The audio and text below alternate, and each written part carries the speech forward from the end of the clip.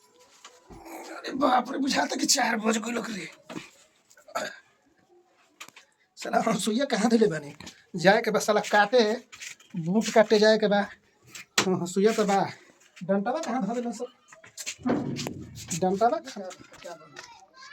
बोल तो ये सुतल बड़ी सका अब हैं अरे बाबू साहब कौन बरा है महाराज हताना बेरा सुतल जाला इहन के बुझाता कि नींदे नहीं के टूटल। अरे केवन बरा है संतोष साहब अरे जगवा साहब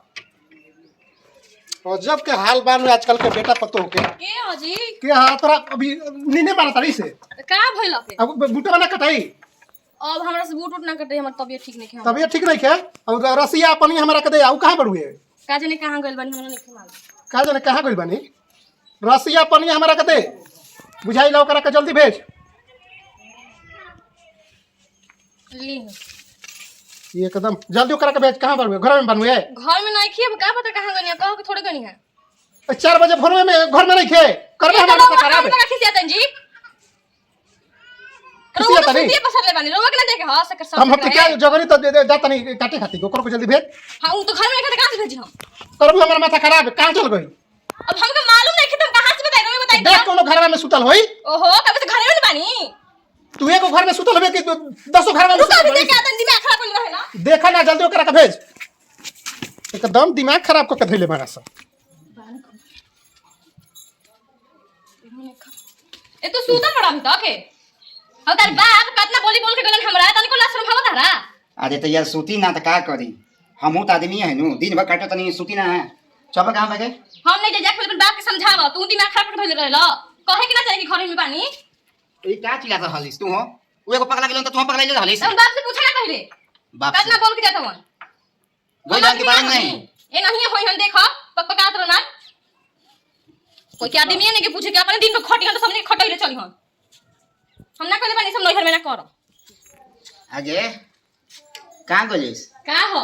अरे इतना पका पका तो हमनी खाती करतन कि दूसरा खाती करतन ई हमरा नहीं मालूम अपना खाती करता रे कि हमनी खाती करता रे चल तू हमरा नहीं जाए कि हमरा से ना कटाई हम से कबो कटले पिटले ना चल का एथी करलिस कबो को हम नहीं कटले सब ना काटे आ तो उ कतना खालन हमनी खाती नहीं करतन तू ही खा ढेर तू जे काट हमरा से ना कटाई दिमाग खराब मत करो घर में सब काम करो या खरिहानियों आए थी काम करो हमरा से ना होई सब वो नहीं पिनपिनाई लग हनु तो नहीं 4 गाड़ी दे दिहन हमरो के तो लोग के आज हम दोबारा त जान अब का दिहन दे देलन वो गाड़ी देलन तो के देलन हां का से का बोल देलन गाड़ी से एती कम बा वो गाड़ी देलन सुन ला चल चल छोड़ हमरा से ना जे हमरा से ना कटाई हम कह दे चल ना चल बती ना काटे भागे हमरा से ना कटाई देख तू काटो हम ई सब नहीं कइले कबो तो माने तू का करे खाती आइल बाड़ू का करब इहो तो बता दो उहे काम हम तारा से करवाई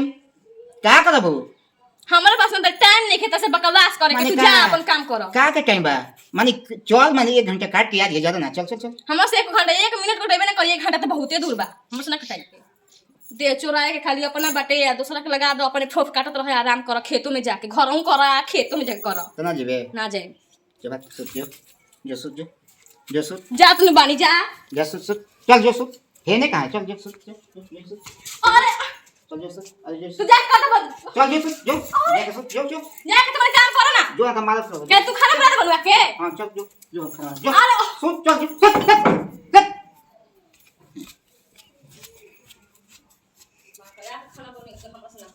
पूरा का जाने हम बोहिजा से फिर के आवत नहीं अभी तक ले हनी के कुछ अते पता नहीं है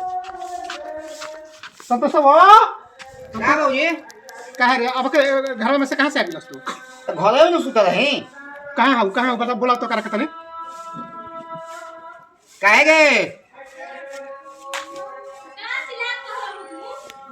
बाबूजी बोलावत हम समझ ले अब का बोलवाई का बोल अब भाई तोर मुंहवा में से आ गइल कहां से आ गइल के ए तो उहा कहानी के घर में बानी हमरा के पढ़ावा तलु जा का पढ़ाता नहीं तारा बताओ तो का पढ़ाता नहीं माने के तोहन जाने के ना सुधर गुना का ना सुधर के ऊ तो एकदम देह चोर बन खाली अपने देह बचा के चक्कर में दूसरा खाली देख चोर पड़े तो तू काहे मेरे से झूठ बोलिस है हम ना जानो नहीं हो कि काठी नहीं साउ सब जानली से आ ओकर बारे में तू नहीं जानत गांव के लोग जानता बाद लोग ना जन नहीं हां ना जाननी है तू खाली झगड़ा घर जो झगड़ा के घर करता नहीं मैं दुनिया जहान 4 बजे भोर में झगड़ा ना ले तो ठीक है तोरा लेखा परल बाड़ू चरावा तलू हमरा के कि घर में नहीं खे हैं तू काहे ना बोलेला हो तू काहे ना बोलेला देखा तारू लौरिया नु दे दे के लौरिया मिल जा तार सोचे से तुम देख देखो ता कौन बोला बुझाई कौन बोले को सीख सुन ई दूसरा खाली करतन हमने खाली करतन एक तो हमरा बुझाई से हम लिखे तू काहे घर में रहत रहलू आए तो आई रही तो हम नींद लग रहे सुत गए तो देख देख आवत आई जाई आदमी तो आदमी के बारे में ना जाने के हम दिए कहां पड़ू है अब पता है घर में नहीं थे ऐसे 50 गो सब के दुनिया में डूबल है कि कहां बतियावा त कहां एक पता है कि हम घर में कौन घर में सुतल बानी ना चली पाता ना चली पाता जा सूता तक काटा दे जा काट के दे रहा था चबिया जाती दाल भात सब आदमी लड़बे मुगे एक मुट्ठी कर लगा के जना दे तो लगा के जना देनी का कबे से घर में थी लुका जानू लड़वा के तू कहत लड़ाई मुंह लड़वा के के रात में वैसे होता के काहे तोरा लेके बेटी पे तो नहीं किसा कबो सुधर के जना देखिया लो खाली मार के मुंह में तू धब का मार के मुंह तू दे हो तो सहूल होती नहीं बोले के तारा सहूल पानी कुछ चल के चल अरे एकरे से बोलो